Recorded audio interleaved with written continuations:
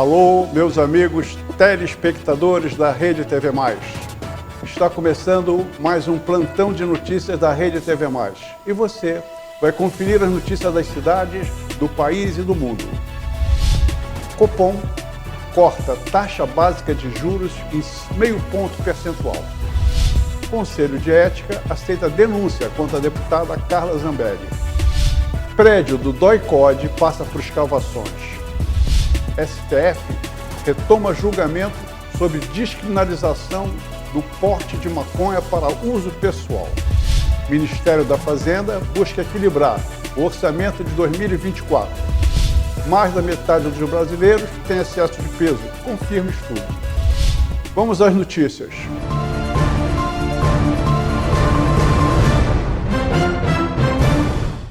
O Copom, Comitê de Política Monetária do Banco Central, decidiu nesta quarta-feira, dia 2, cortar 0,5 ponto percentual.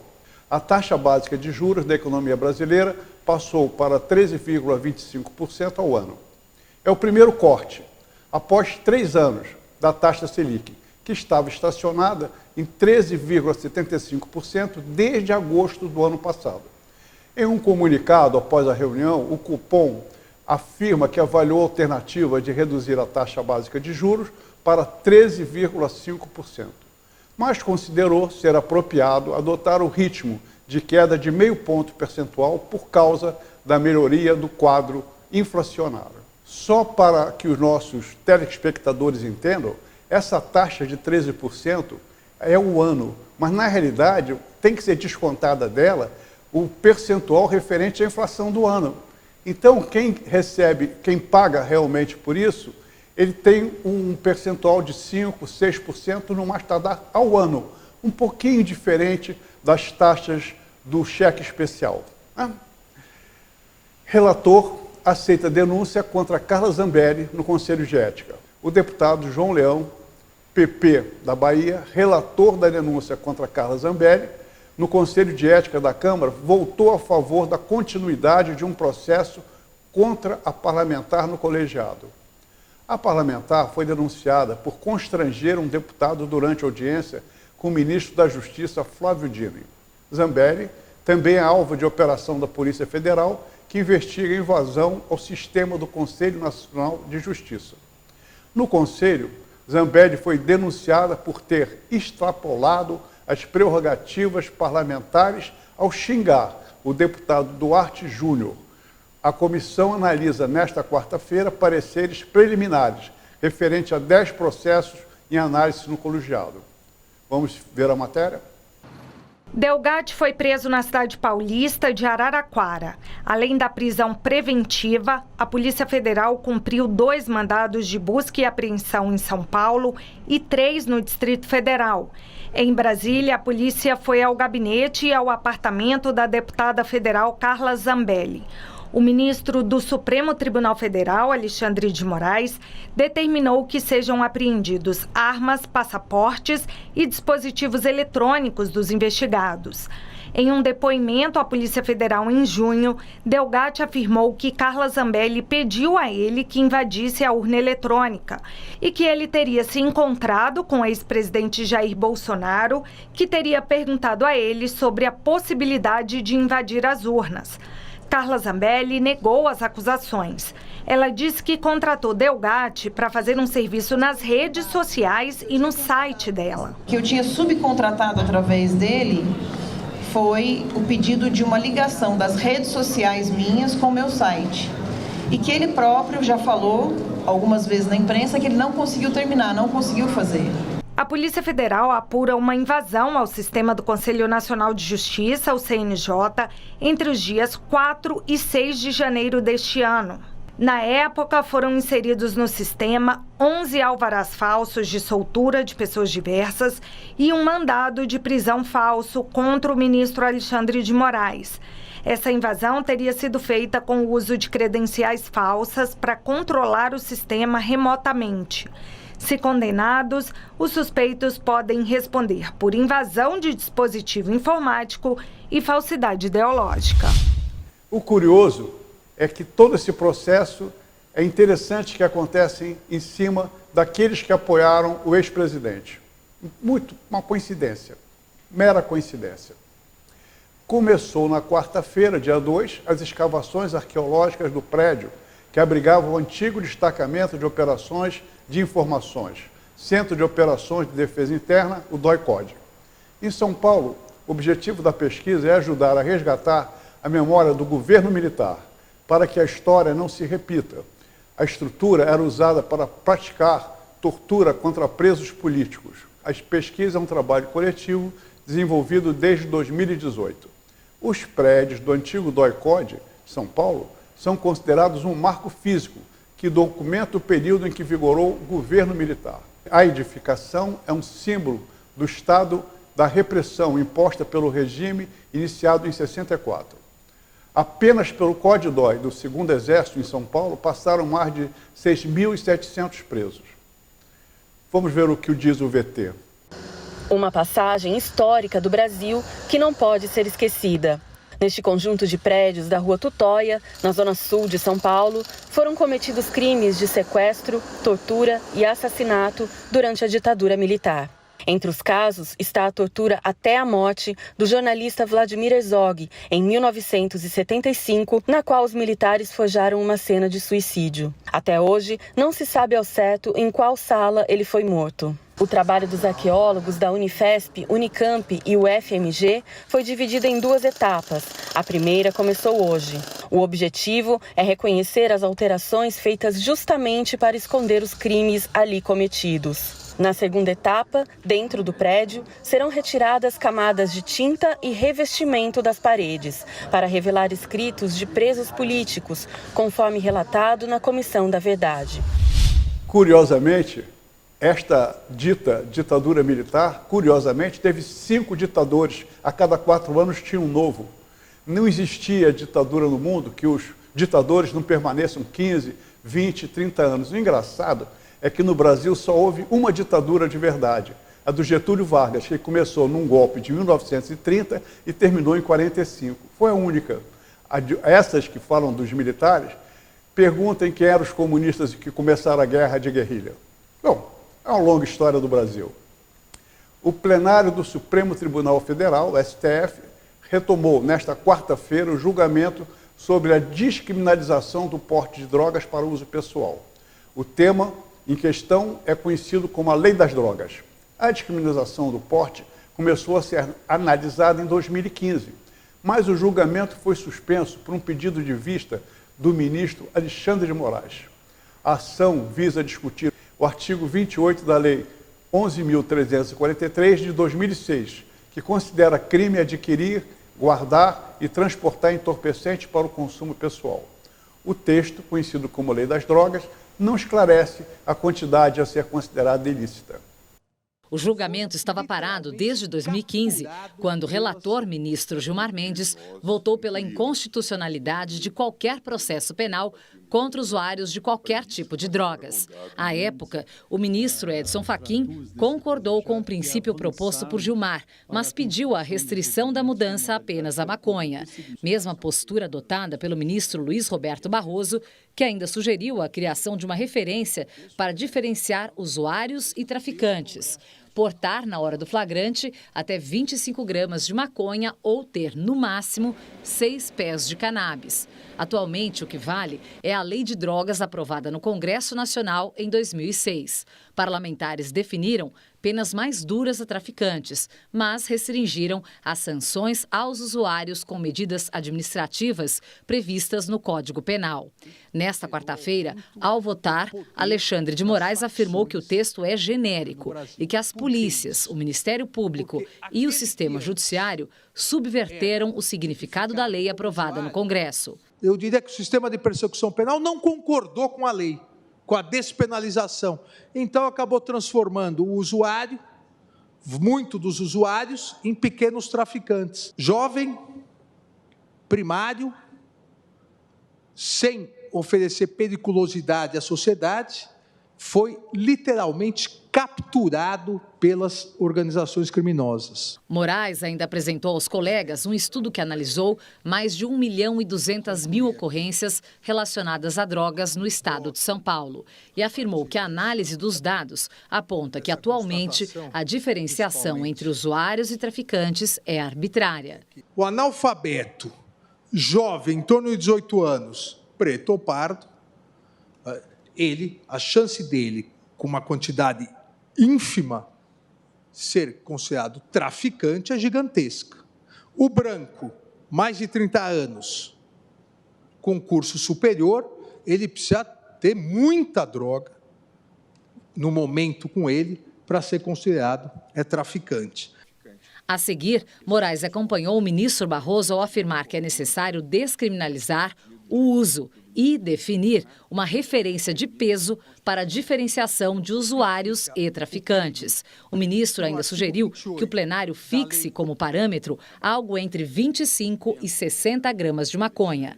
Logo depois, a presidente da Corte, ministra Rosa Weber, suspendeu a sessão. Ainda não há data para que o Supremo retome a discussão. O Ministério da Fazenda trabalha arduamente para fechar o orçamento do ano seguinte. E é sabido que a tarefa dependerá do Congresso para conseguir equilibrar as contas. Segundo os cálculos do governo, o déficit previsto para 2024 gira em torno de 130 bilhões.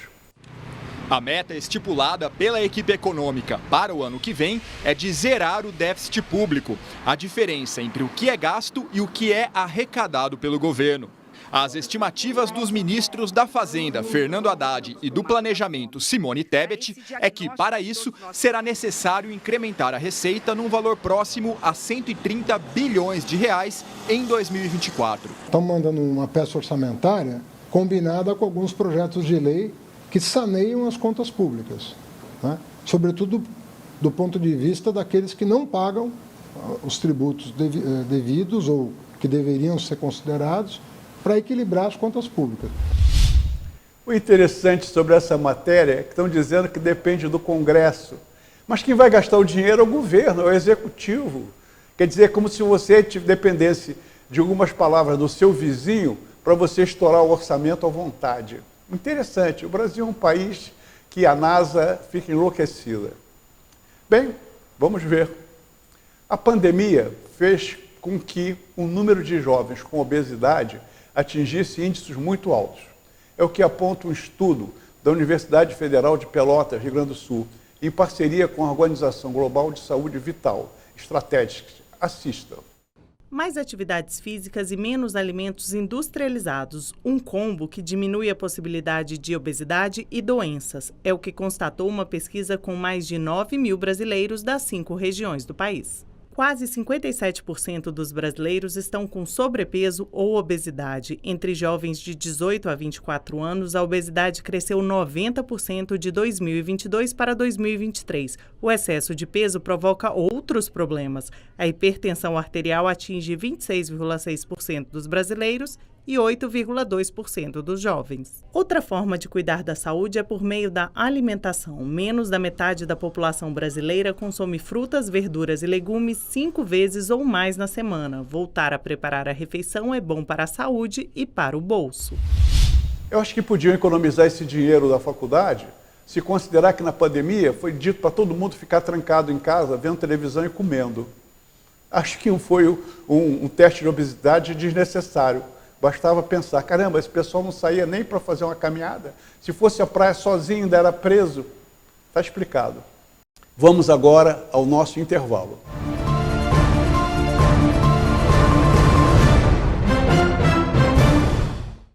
Atenção! Estamos no período de reprodução do escorpião. Em agosto e setembro, as fêmeas ficam com maior concentração de veneno e os animais procuram a superfície para se reproduzirem. Fique alerta, mantenha o quintal limpo, não use veneno. Além de não matar o escorpião, faz com que ele fuja para a superfície. Tampe ralos com tela, buracos, rachaduras e tomadas não utilizadas. Jogue água sanitária semanalmente nos ralos.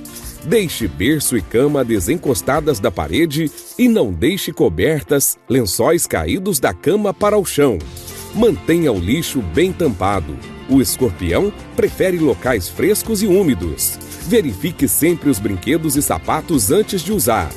Jamais passe álcool no local da picada. Apenas lave com água em abundância e coloque gelo. Tenha cuidado redobrado com as crianças e idosos. Siga atentamente essas dicas e evite acidentes. Não quero lhe falar, meu grande amor, das coisas que aprendi nos discos. Quero lhe contar como eu vivi e tudo o que aconteceu comigo.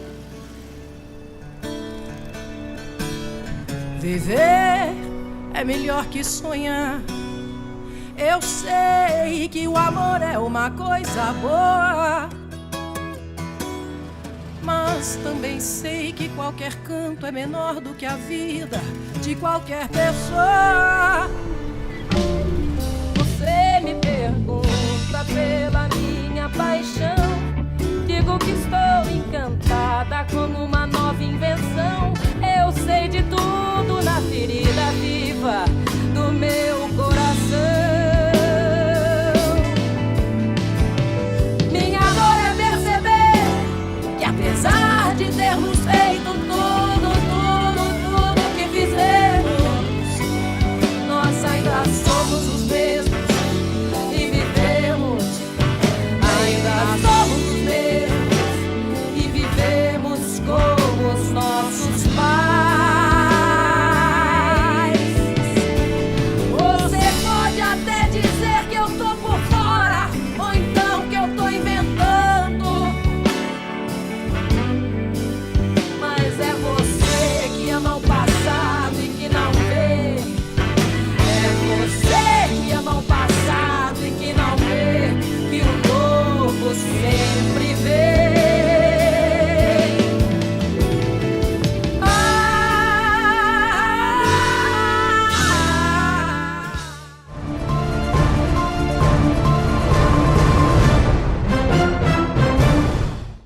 Agora de volta, vamos para as notícias locais com Maurício Aragão. Noite Gospel agita Festival de Guapimirim. Teresópolis amplia vagas para idosos no rotativo. Projeto do Mangue ao Mar abre inscrições para ecoclubes em Magé e Itaguaí. Vereador renuncia após prisão em Rio das Ostras. Bom, e continua o Festival de Inverno de Guapimirim. Nós estaremos acompanhando a programação até domingo, dia 6, trazendo a atualização para vocês aqui no jornalismo da TV Arte HD Rede TV+, aqui no Plantão de Notícias ou também no Jornal Regional. Esta quinta-feira a programação começa às 16 horas com a oficina de capoeira no Centro Cultural, mas o grande destaque será a partir das 19 horas o início dos grandes shows. E hoje uma noite, nesta quinta-feira, uma noite dedicada à música gospel. Às 19 horas tem Godoy da Unção e DJ, 20 horas tem a apresentação de Bruna Santos e às 21 horas o grande show de Gabriela Rocha.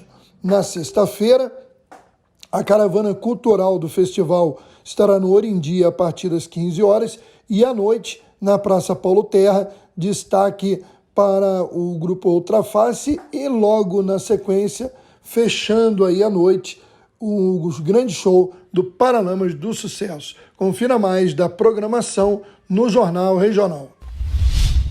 Em Teresópolis, a Prefeitura anunciando um aumento no número de vagas para idosos. Eram apenas 15, o que havia gerado reclamações com relação aos idosos que estavam buscando aí o desconto, né? A isenção no pagamento. E a Prefeitura reviu e resolveu aí aumentar de 15 para 55 vagas de idosos. Também houve um aumento, não tão proporcional, mas também considerável no número de vagas para PCD, as pessoas com deficiência, passando de 37 vagas para 62. O estacionamento rotativo tem sido uma polêmica grande aí desde que foi implantado em Teresópolis. Com o propósito de fomentar a participação dos jovens em prol das práticas socioambientais, o projeto Do Mangue ao Mar, uma iniciativa da ONG Guardiões do Mar, em convênio com a Transpetro, está com inscrições abertas para as formações dos primeiros ecoclubes de Itaguaí e Magé.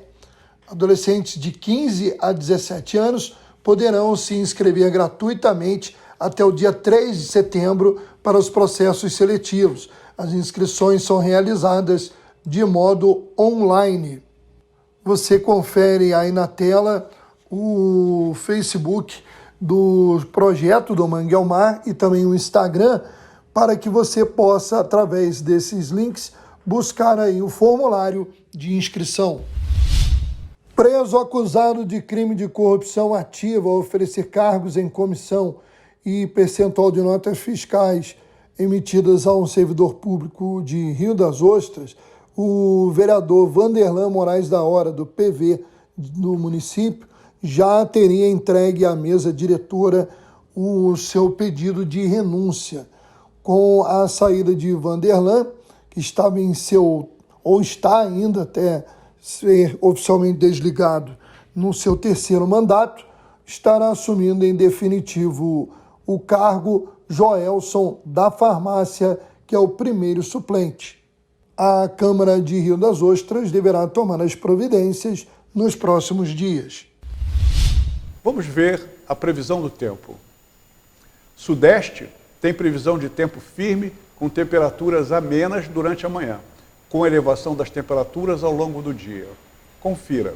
Nesta quinta-feira, tempo firme prevalece em todo o Sudeste. O sol aparece de maneira integral. Teremos condição de ar seco ainda. Triângulo Mineiro, norte de Minas Gerais, oeste e norte paulista tem índice de umidade relativa do ar abaixo dos 30%. Além disso, as temperaturas devem ser baixas no início do dia, mas esquenta bastante até o meio da tarde. Máxima de 31 graus em São Paulo, 30 em Belo Horizonte e Rio de Janeiro e um pouquinho mais ameno em Vitória. Máxima de 28 graus. Vamos agora falar de futebol. O Botafogo vira na Sul-Americana e mantém boa fase.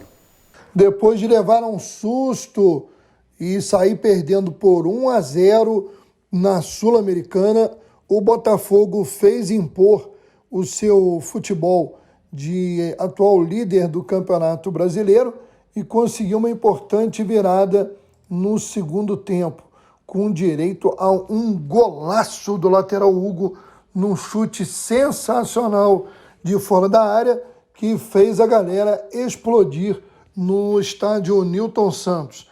Posteriormente, no lance de pênalti sofrido pelo Júnior Santos, Tiquinho Soares, artilheiro do time, foi lá com toda a categoria e decretou a virada alvinegra, que agora leva vantagem do empate para o jogo da volta no Paraguai. Vamos apresentar agora o Giro de Notícias, destaques nas redes sociais. Vídeo, publicado no Twitter, sugere como a Polícia Militar do Rio de Janeiro deve se comportar em operações para prender bandidos. Acompanhe.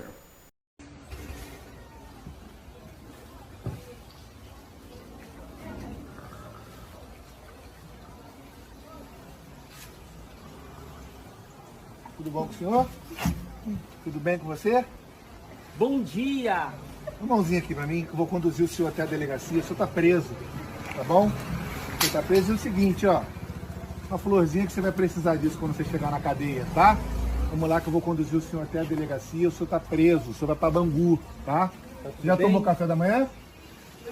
Você já tomou seu cafezinho da manhã? Nescau, não? Mãozinha pra trás, vamos... Bora, vamos. Cuidado pra não machucar a patinha. Cuidado pra não machucar a mão, tá? Cuidado. Se doer, vocês falam, tá? Vambora. Melhor que o meu, hein? Vambora. Vamos. Tá todo mundo preso, tá os dois presos. Vocês vão pra Bangu, vocês estão presos. Cabo Daciolo posta vídeo pedindo para que a torcida do Vasco vá a São Januário, estádio do clube, orar para que o time não caia no rebaixamento. Nação vascaína, pega essa mensagem aqui. todas as vezes que o povo clamou ao Criador, houve vitória. Não tem nada a ver com religião. Pega só essa mensagem.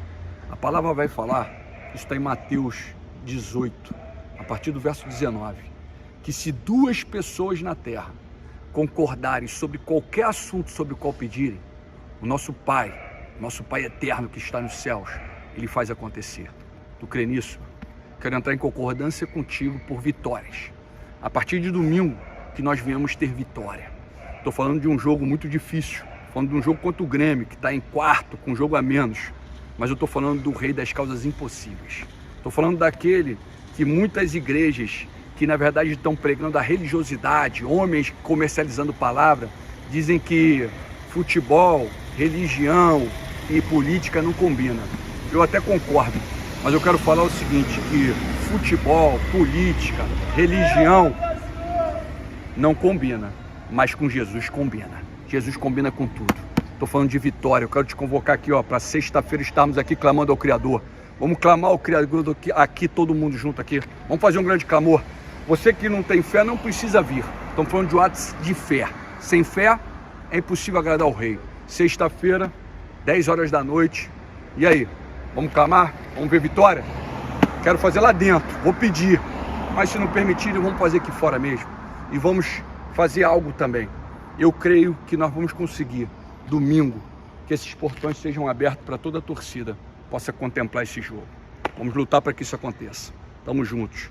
Se tu tiver de concordância com o Cabo Daciolo, dá um glória aí ao Rei dos Reis. Toda a honra, toda a glória para Jesus. Paz, amo vocês. Bomba em revelação de jornalista.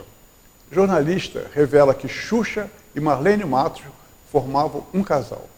Alessandra, filha de Luciano do Vale, contou que Pelé revelou para seu pai que tinha perdido a apresentadora para a empresária. A gente estava na Marquês de Sapucaí, que o Pelé sempre, ele não tinha... Ele levava mesmo os amigos dele para os camarotes, né, da Marquês de Sapucaí, e a gente foi para lá. O meu pai nessa época era casado com a Silvia Vinhas, que todo mundo conhece, uma jornalista bem renomada, né? A gente foi tomar um café com o Pelé. Então estava sentado na mesa o Pelé, né, o nosso eterno rei Pelé, meu pai, eu, a Silvia e minha irmã Patrícia. A Fernanda não tinha ido. Aí o Pelé, ele estava assim, ele estava separado da Xuxa, e ele falou pro meu pai: Luciano, eu perdi a Xuxa para a Marlene Matos. Se eu tivesse perdido a Xuxa para um outro homem, eu não ia me importar. Agora, perder a Xuxa para a Marlene Matos, meu amigo, eu não vou superar nunca isso. E batia na mesa assim, ó. Ninguém me contou. Você viu? Eu estava. Você ouviu. Era. A Xuxa e a Marlene foram um casal por muitos anos. E assim, terminamos mais uma edição do Plantão de Notícias. Obrigado pela sua audiência e até a próxima edição. Muito obrigado.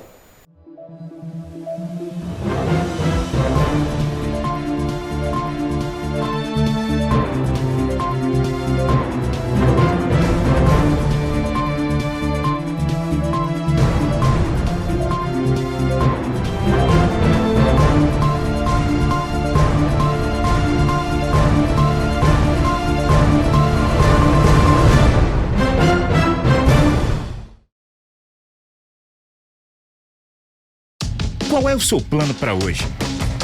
Maratonar uma série? Se divertir com a família?